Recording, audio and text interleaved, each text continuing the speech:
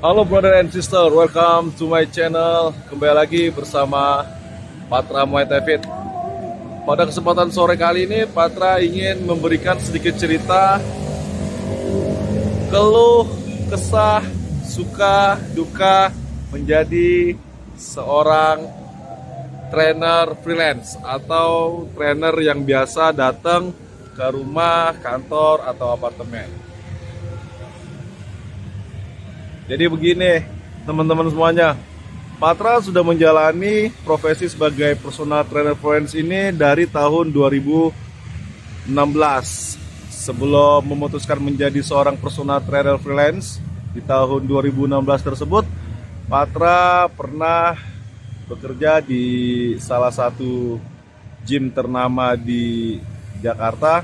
Patra biasa menyebutnya dengan kampus kuning. Untuk anak-anak gym pasti tahu tuh, kampus kuning itu kampus apa. Atau ada juga bilang, ada lagi kampus ungu. Kalau Patra di kampus kuning.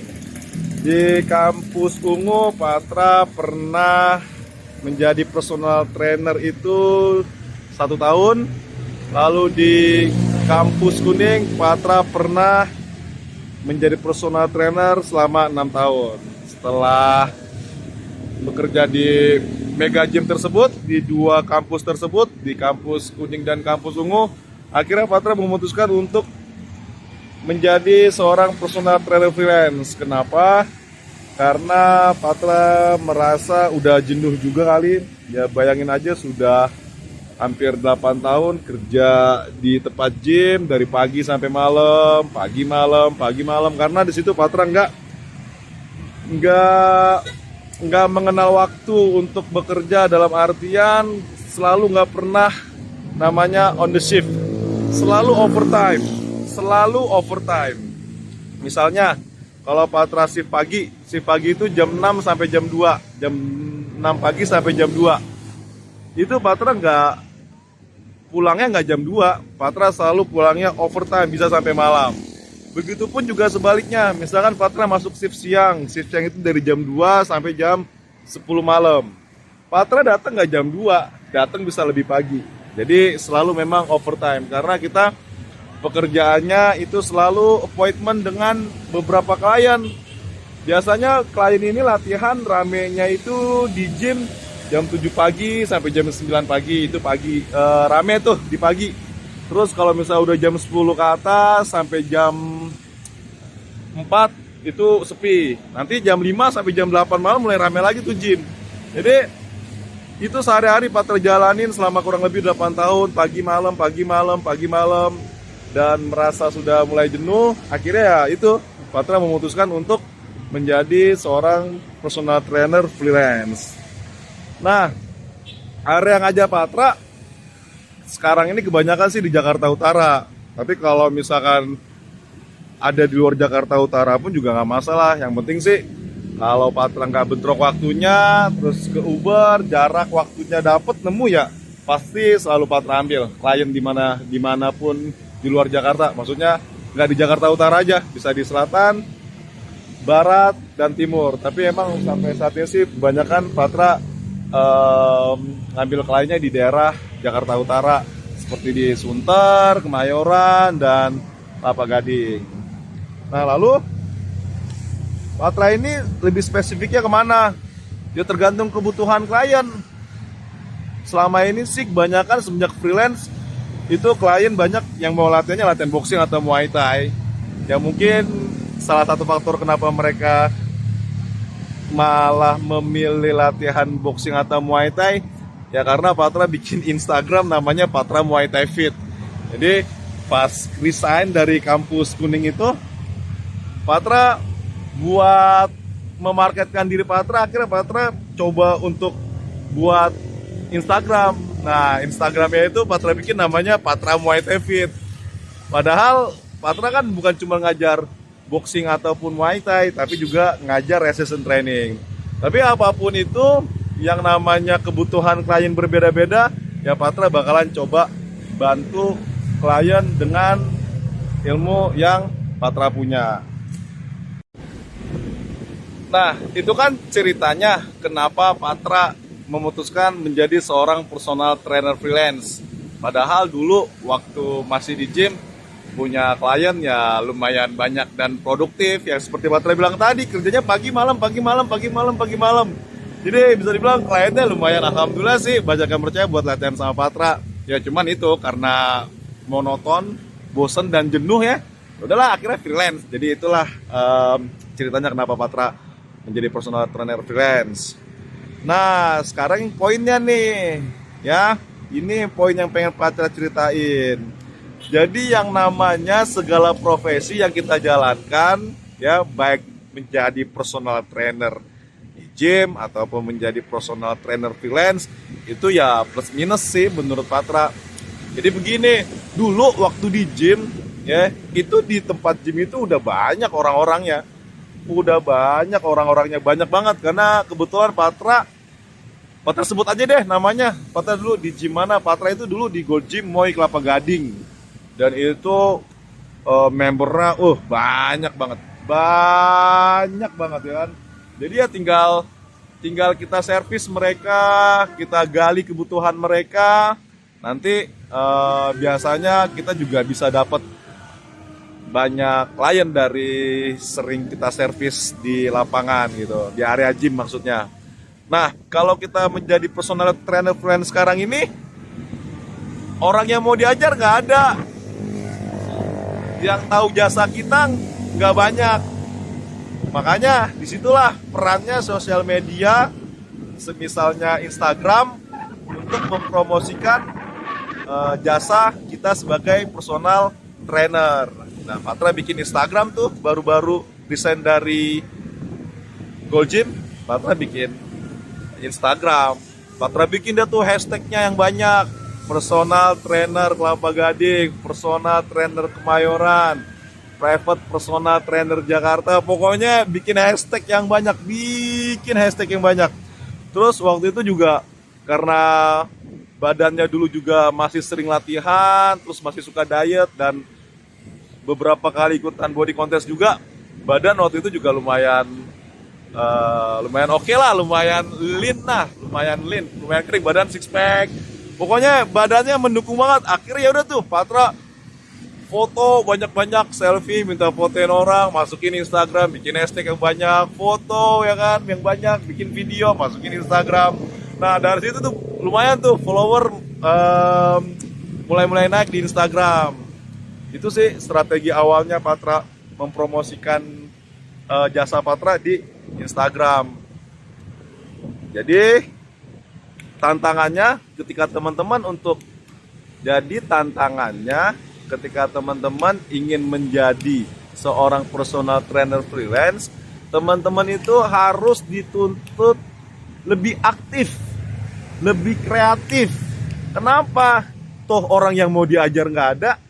Kalau di gym dulu kan kelihatan tuh, orangnya banyak, tinggal kita servis mereka, lalu mereka percaya dengan kualitas yang kita punya, dengan ilmu yang kita punya, biasanya mereka ngambil paket sesi. Itu kalau di gym. Nah kalau sekarang jadi personal trainer freelance, dari mana dapat kliennya? Yaitu salah satunya dari sosial media. Kalau Patra pakai Instagram. Lalu tantangannya menjadi personal trainer freelance itu, tantangannya ialah kita dituntut untuk on time. Maksudnya gini, yang namanya kita kerja kan memang harus selalu on time. Tapi tantangannya ialah kita ini ngajar nggak selalu di satu area. Biasanya bisa pindah-pindah ke area. Kayak dulu Patra pernah dari area utara terus ke selatan, balik lagi ke utara, terus balik lagi ke barat. Pokoknya bolak-balik tuh. Makanya Patra lebih sering naik motor, bisa gampang ngubernya. Tapi yang namanya di jalan kan nggak nentu, kadang macet, kadang ada pecah ban, ya macam-macam lah namanya resiko di jalan. Jadi tantangan kita menjadi seorang personal trainer freelance itu, kita dituntut untuk on time, tepat waktu datang di tempat klien.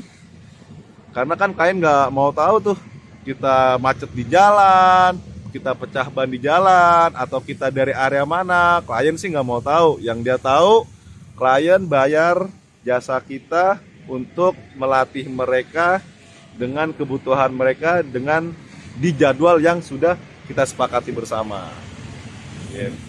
Gitu. Terus Patra mau cerita apa lagi nih?